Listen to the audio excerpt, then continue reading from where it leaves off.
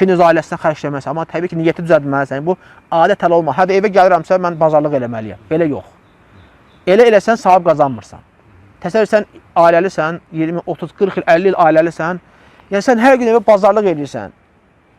Amma niyyət yoxdur. Sən 50 ilin savabını itirmirsən. 50 il savabsız qalmırsan. Amma sən niyyət düzəlsən ki, mən ailəmə yemək alıram. Və kişinin öz qadınına verdiyi loxması ən gözəl sədəqələrdən biridir. Bu şeyləri biləndə, niyyəti düzəldəndə, təsəvvür etsən hər dəfə nəsə bazarlıq eləndə savab qazansın. Düşdün, çörək aldın, gəldin, savab qazandın. Tək ki, niyyətin düzü olsun. Yəni bu adət hələ olmaz. Hədə kişiyəm də evə çörək almalıyam. Belə yox. Təbii indi evə çörək almalısan, yemək almalısan. Lakin sənin bu 40-50 illik bu bazarlığı, savaba keçmək istəyirsən qardaş, niyyət düzəlməlidir. Yəni adi hal kimi baxma da buna, mən evə nəsə almalıyam. Yox. Burada savab var. Kişinin öz ailəsindən xərclədiyi ən gözəl sədəqədir. Övladına oyuncaq aldın, hədiyyə aldın, niyyəti düzəlt.